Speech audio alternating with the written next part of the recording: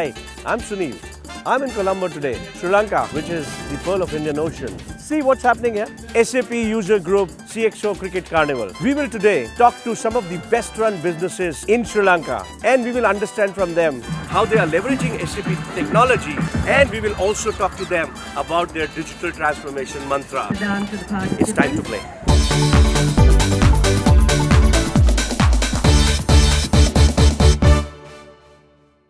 I have today Ramesh with me, who's the Executive Director and CIO of John Keells Holding.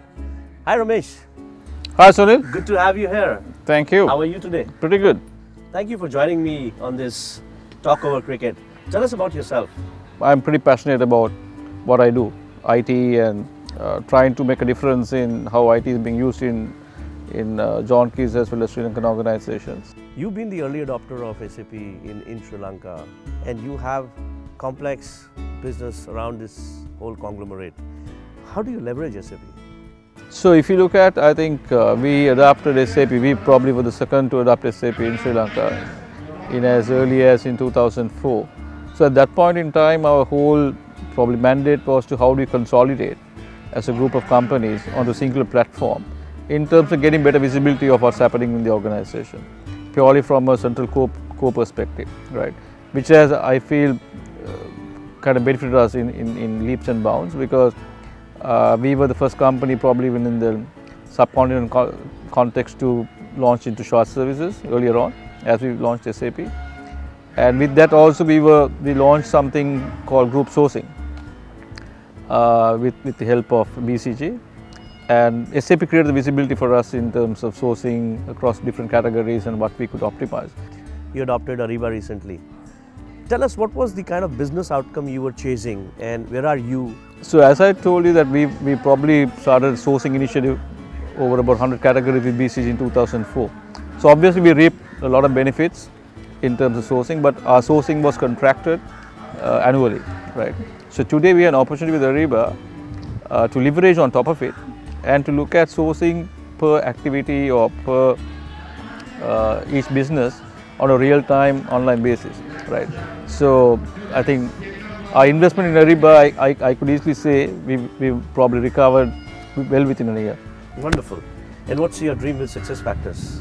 What are the business outcomes you are? I think today we are on SAP HR as an on-prem solution. So we looked at, especially with the growth trajectories we are looking at with employees, it's important for us to liberate the employee. So creating the visibility to an employee about where he or she stands becomes paramount for us.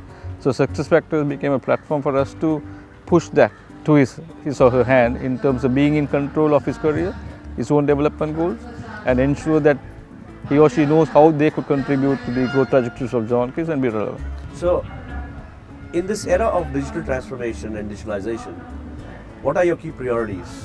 And my question related to it is, how do you see SAP playing a bigger role in that, and where do you want to partner with SAP? So if you ask about key priorities, I would think improve customer experience and engagement. Second thing is drive the organization more efficiently. Third one is explore more better possibilities in terms of ecosystem platforms and create opportunity for collaborate, co-creation and co-innovation, right? So in that journey, as you know, that we have two significant priorities internally to address. One is to ensure that our core, which is the transaction system, is robust and open to the digital journey that we are taking on. Second one is in terms of creating the experiential journeys. How do we extend our core beyond the physical boundaries of John Keells to our stakeholders to be able to serve them better, create better engagement and make it more personalized. So in that journey, as I mentioned before, that our investments in Ariba, SuccessFactors and Hybrids, we are looking at Concur, Leonardo, all of these is obviously to reinforce that journey. And as I said, we are looking to consolidate with key players that we are with, because we feel ultimately it will improve our ROI and it will improve our vision to be a data-centric organization. You're also the chairman of Sri Lanka User Group, and I know that in 2016 we really worked hard, both of us, to get that user group in place. What are your ideas about this group? So I think it's a much needed shot in the arm for the Sri Lankan community and users as well. So so that they have a voice and they feel that they are heard by SAP as well as generally.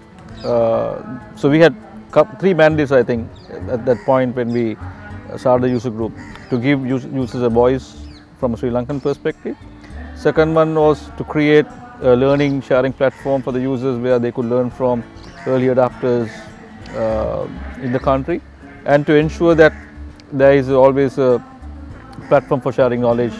Third one was also to create a collaborative platform between SAP and the users to map the journey forward effectively and to ensure that both parties are successful, understanding each other's growth trajectories and strategies as well. I think we've been working pretty well with SAP in ensuring that we are sustaining this ecosystem, and SAP has been pretty considerate in sponsoring our sustainability thus far, because I feel SAP also believes that user group is a way to kind of give users the right platform for them to add their concerns and get those addressed.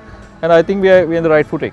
Obviously, may not be at the pace that we initially envisaged to, but I think we are getting there.